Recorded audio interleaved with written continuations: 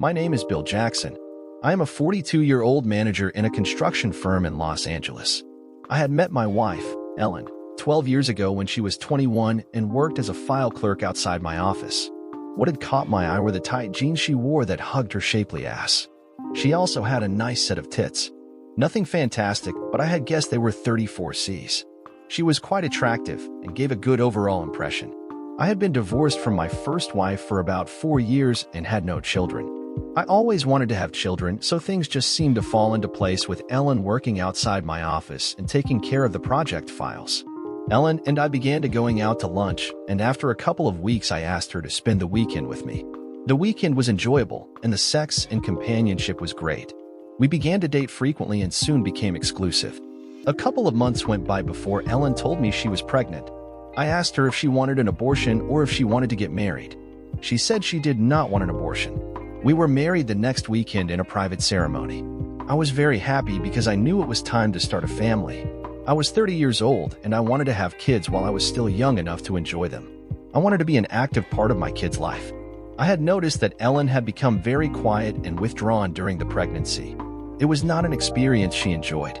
What I didn't realize at the time was that Ellen had married me to escape living with her mother, and that she had no real interest in having kids, having previously aborted 2 from a past boyfriend. About 3 months before our first son was to be born, Ellen quit her job to stay home as a full-time housewife and soon-to-be mom. Our second and third sons followed quickly, and within 3.5 years we had 3 healthy sons. With 3 active young sons, Ellen was extremely busy and was often exhausted by the time I came home. I did appreciate her efforts at being a mom. However, the decline in her desire to have sex left me a bit on edge.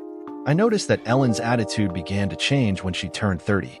The kids were now all in grade school, and I had assumed Ellen would be able to relax a bit more and pay more attention to me. Unfortunately, our sex life continued to remain at a low. I never really knew what Ellen was doing during the day with the kids in school. I looked back at what my mom used to do: cleaning the house, doing the laundry, shopping for food and the kids' clothes, taking the kids to soccer practice. I assumed Ellen's day would be pretty much the same as what I had seen my mom do. One day, Ellen approached me after dinner and told me she would like to find a part-time job. She said she was getting bored staying at home by herself during the day. I was a little concerned because I didn't see how she could make lunches, get the kids off to school, clean house, do the laundry, take the kids to soccer practice, go shopping, and still find the time for a job. I was worried that her health may suffer from plain exhaustion. Ellen spent a few weeks looking and then by word of mouth found a part-time job as a bookkeeper for a small local gym. She told me that she would be given a free membership and would only work from 8 a.m. until noon. This would allow her to get the kids off to school and come home after work to do the necessary chores before the kids got home. She told me that if there was ever an emergency at school, the school could reach her at work and she would only be 10 minutes away. Ellen's appeared to have thought this out carefully, and I could find no flaw in her logic. So, I told her, go for it. Ellen started work and seemed to get an emotional lift from having to interface with adults at work. Things seemed to settle into a well-established routine and Ellen's demeanor substantially improved. A few months after she started work, Ellen approached me with a request to take advantage of the gym's free membership. She wanted to go to the gym early in the morning from 4:30 a.m. to 6 a.m. to exercise, then come back home to get the kids off to school and then head off to work at 8 a.m. Because of my commute, I had to leave the house at 6:30 a.m., so I really didn't see any conflict with the family's overall schedule. A few months went by, and I began to notice Ellen getting her old figure back. She had dropped 20 pounds and was now carrying 120 pounds on her 5 feet minus 4 inches frame. When I complimented her on her efforts, she surprised me by telling me she felt her boobs were too small. She told me she wanted breast enhancements to make her boobs perky again. I realized after having 3 kids, she deserved the implants, especially if it would improve our stale sex life. Ellen got her implants, and it took her a couple of weeks to fully recover. Apparently, the surgeon inserted the implants through her armpits to make them look and feel more realistic. He did a very good job, and she was ecstatic with the results. Ellen again returned to her part-time job and early morning workouts. Things got back into the groove of everyday family life. But that was soon to change dramatically. It was early Saturday morning, and I was cleaning out Ellen's car. As I took out the floor mat on the driver's side, I noticed a small cellophane bag underneath the car seat. I pulled out the small bag and noticed it was partially filled with white powder. I had no idea what was in the bag, but the possibility that the bag contained drugs crossed my mind. I began to get an uneasy feeling. Where would Ellen get drugs? Could the drugs belong to a friend? What in the hell was going on? What was Ellen doing during the day? I decided not to tell Ellen what I had found. I needed time to think things out and talk to an old friend who lived life walking on the fence. If the substance in the bag was a drug, my bud Tommy would know. That afternoon, I asked Ellen if she could take the kids to their soccer games because I needed to get an oil change for my car. I told her I would be back in a couple hours. I left the house and headed across town to Tommy's apartment. Just as I was about to knock on Tommy's door, the door opened and Tommy bent down to grab his newspaper. It had been a couple of years and Tommy was surprised to see me. I told him the kids, family life, and weekend soccer games was keeping me busy and chasing skirts with my old single buds was probably not practical. When he laughed, I told him I needed a favor. He told me, that's what friends are for. I entered his apartment and I showed him what I had found under Ellen's car seat. He opened the bag, wet his index finger, and tapped the white substance. He brought out a small amount on his fingertip, looked at it, and touched it to his tongue.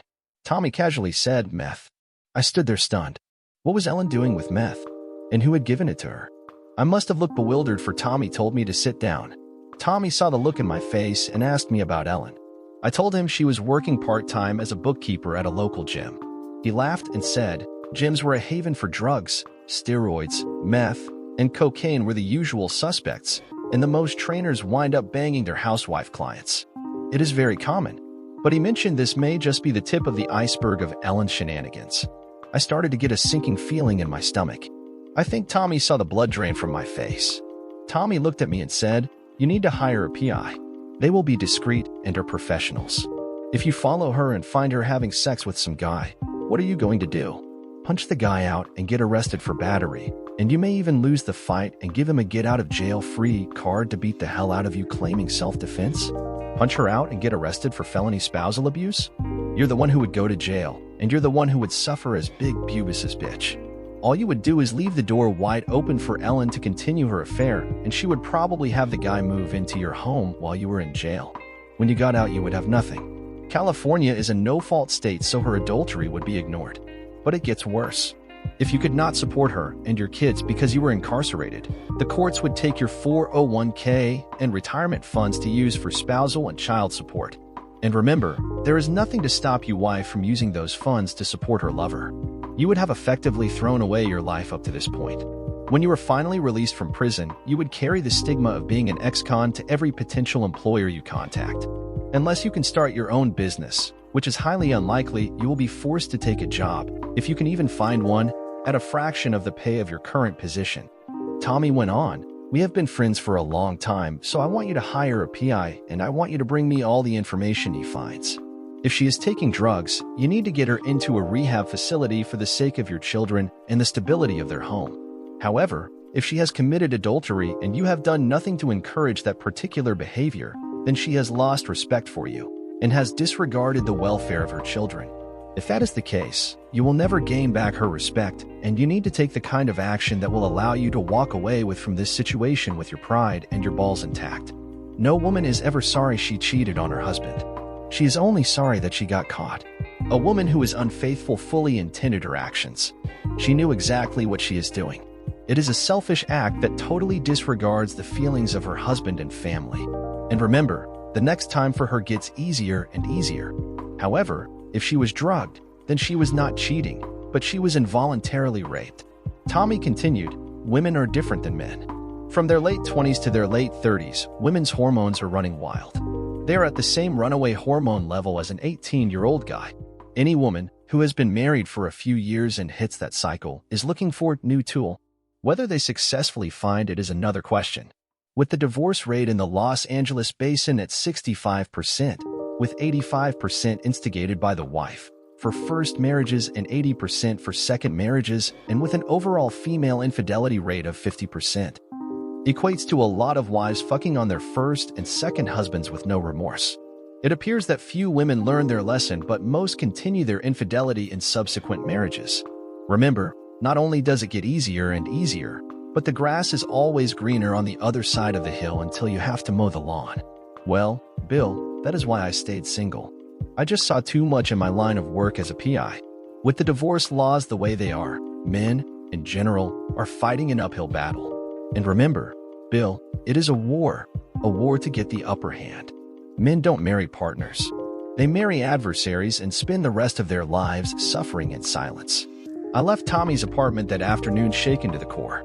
I took the business card of the PI Tommy handed me. I would call the PI Monday. I wasn't going to be emotional and mentally abused by anyone's runaway hormones. 2 weeks later, I stared in disbelief at the PI's report. Apparently, Ellen was meeting a trainer from the gym during her early morning workout. They had a routine worked out where they met at 4:30 a.m., spent a half hour fucking in the back of her car, and then went in for a workout when the gym opened at 5 a.m.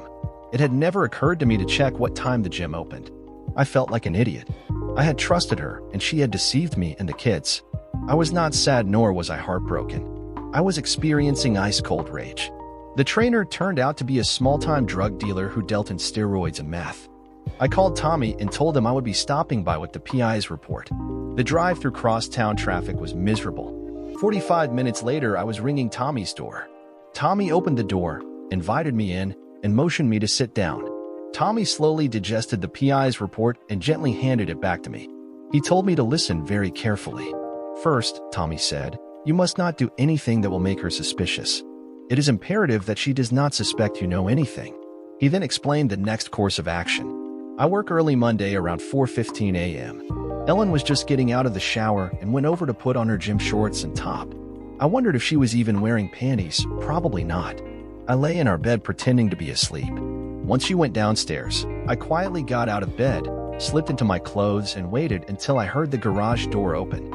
I heard the garage door close, and I quickly went downstairs, put on my gloves, grabbed my camera with a telephoto lens, and went into the garage. I opened the trunk to my car and pulled out Ellen's original plastic bag and 2 additional plastic bags of meth that Tommy had given me on my last visit. I took the bags and my camera, laid them on the passenger seat of my car, opened the garage, and headed down the road towards Ellen's gym. As I approached the gym, I killed my lights and parked about 50 yards away from the gym's parking lot. I picked up my camera, the 3 bags of plastic, and exited the car. As I approached the parking lot under the cover of the bushes, I noticed Ellen's car parked a slot away from an older Ford Bronco. I couldn't see anyone in the Bronco, but I did notice some movement in the back seat of Ellen's car. I crept up to the Bronco and slowly opened the driver's door and tossed 2 of the plastic bags into the passenger's seat. I then kept low and snuck around the front of the Bronco and tossed the last plastic bag on the ground by the back seat of Ellen's car. I looked up and I could see Ellen's head by the far window. She getting pounded doggy style by a male I had never met. I assumed it was her trainer. I crept back out of the parking lot and went around the corner. I pulled out the untraceable cell phone I had purchased with 30 minutes of time and dialed 911. I gave the operator a fake name, the address of the gym, and told her that I was witnessing a rape and child abduction in progress. I told her the male suspect may be armed. I ran across the street and hid in the bushes poised with my camera and telephoto lens.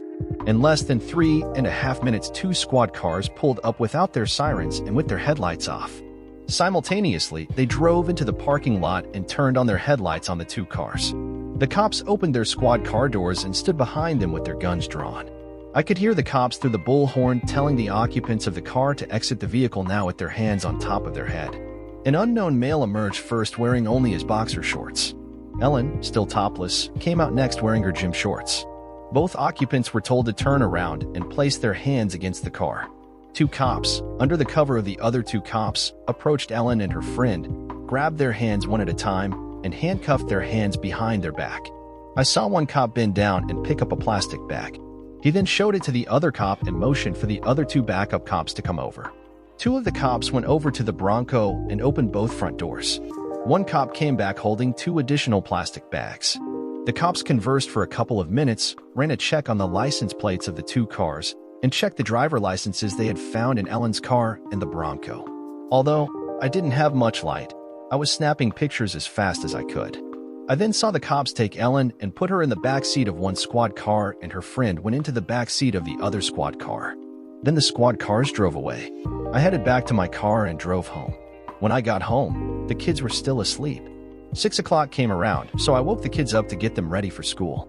At 7:30 a.m., I drove the kids to school. I thought to myself that I was doing a pretty good job as Mr. Mom.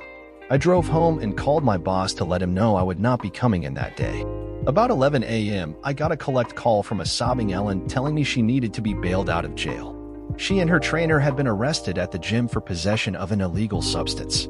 I said I would find out what her bail was and see what I could do. She was crying as she hung up. I called my attorney and told him I wanted to file for divorce that week and to request supervised visits for Ellen. I also wanted him to obtain a restraining order against Ellen to stay away from the kids and not come within 100 yards of my home. Finally, I let out a sigh of relief. I walked over to my liquor cabinet, took out my bottle of Johnny Walker Blue Label, and poured about half my glass. I went into the living room, and, as I looked at her smiling photo, I quietly said, "You fucking filthy whore, you can rot in jail. You will never come back to my home." Dear listener, if you have reached this far, please click on the subscribe button. It will be a great help.